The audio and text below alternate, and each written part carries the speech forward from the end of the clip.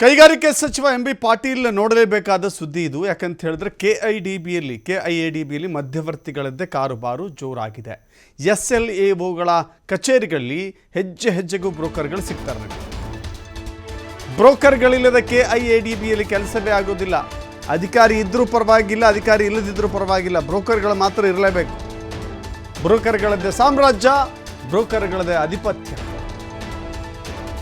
KIADB ಮತ್ತು SLAO ಕಚೇರಿಯಲ್ಲಿ ಬ್ರೋಕರ್ಗಳ ದರ್ಬಾರ್.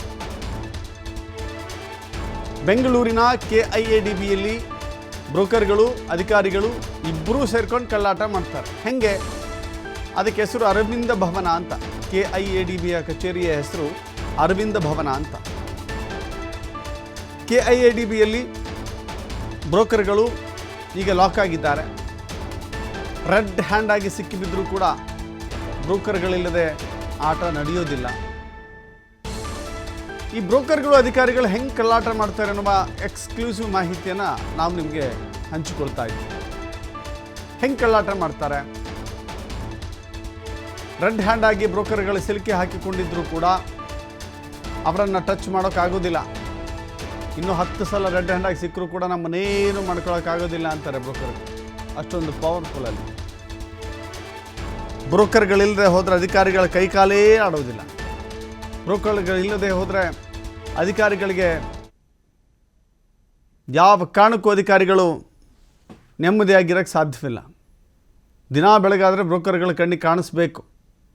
ನೋಡ್ತಾ ಇದ್ದೀರಿ ದೃಶ್ಯಾವಳಿಗಳಲ್ಲಿ ಬ್ರೋಕರ್ಗಳು ಯಾರ್ಯಾರು ಇದ್ದಾರೆ ಅಂತ. ಈ ಗಿರಾಕಿಗಳು ಪ್ರತಿನಿತ್ಯವೂ ಕೂಡ ಅಧಿಕಾರಿಗಳು ಬರ್ತಾರೋ ಇಲ್ವೋ ಕಚೇರಿಗೆ, ಇವರು ಮಾತ್ರ ಇರ್ತಾರೆ ಅಲ್ಲಿ. ಇದು KDB ಕಚೇರಿನ ಅಥವಾ ಮಧ್ಯವರ್ತಿಗಳ ವಸೂಲಿ ಅಡ್ಡೇನ? ರಾಜಾರೋಷವಾಗಿ ಲೂಟಿ ನಡೀತಾ ಇದೆಯಾ? ಬ್ರೋಕರ್ಗಳ ಕಪಿಮುಷ್ಟಿಯಲ್ಲಿ KIADB ಸಿಲುಕಿ ಹೋಗಿದೆಯಾ? ಅನ್ನದಾತರ ಪರಿಹಾರ, ಅದರ ಮೇಲೂ ಬ್ರೋಕರ್ಗಳ ಕಣ್ಣು, ಧನದಾಯಿ ಅಧಿಕಾರಿಗಳ ಕಣ್ಣು.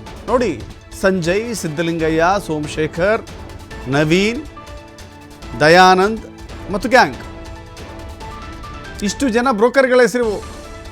ಆ ಬ್ರೋಕರ್ಗಳು ಐಡೆಂಟಿಫೈ ಆಗಿದ್ದಾರೆ, ಇಷ್ಟೊಂದು ರಾಜಾರೋಷವಾಗಿ ಓಡಾಡ್ತಾರೆ ಅಂತ ಹೇಳಿದ್ರೆ ಅರ್ಥ ಮಾಡ್ಕೊಳ್ಳಿ. ನೋಡಿ, ಇವ್ರಿಗೇನು ಕೆಲಸ ಅಲ್ಲಿ? ರೆಡ್ ಮಾರ್ಕ್ ಆಗಿ ತೋರಿಸ್ತಾ ಇದ್ದೀವಿ. ಸಂಜಯ್ ಎನ್ನುವ ಬ್ರೋಕರ್ ನಿಂತ್ಕೊಂಡಿದ್ದಾನೆ. ಆತನಿಗೇನು ಕೆಲಸ? KDBಲಿ ಏನು ಕೆಲಸ ಆತನಿಗೆ?